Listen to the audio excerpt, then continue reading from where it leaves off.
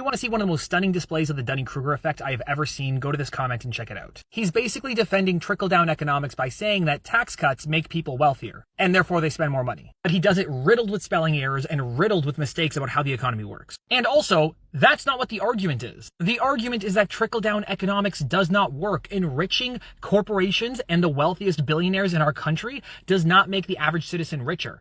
A tax cut is not the same as giving a tax cut to billionaires. I specifically said, don't give tax cuts to major corporations and to billionaires. And this guy's like, but if we got rid of the carbon tax, people had more money. Not the same thing. Literally not the same conversation. How is that trickle-down economics? What does that have to do with each other? What you are talking about is giving more money to the lower classes, which is basically the same thing as a cash transfer. So if you are cutting a tax that is regressive in so much that it affects the lower classes more, you are pushing for a positive progressive taxation policy change. Which, by the way, the carbon tax already did that because the rebate would have been larger if you weren't spending a ton of money filling up your Ford F-150. As somebody who drives a hybrid, I can tell you firsthand that I saved a ton of money with the carbon rebate. I think my favorite part is when his disingenuous argument didn't really land, but he said, ha, I proved your point mute, instead of, moot. But that's just being pedantic. If you really want to trigger people like this, you should tell them that nobody pays 50% of their income in taxes. Well, that's not true. You have to make like a bit over $1 million a year in pure income to pay over 50% of your income in taxes. Because I guarantee you he doesn't understand how progressive taxation systems work.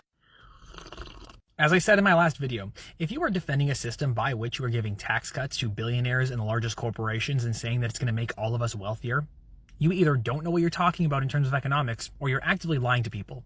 I think Joseph might be a little bit of both. Probably more that he doesn't know what he's talking about, though.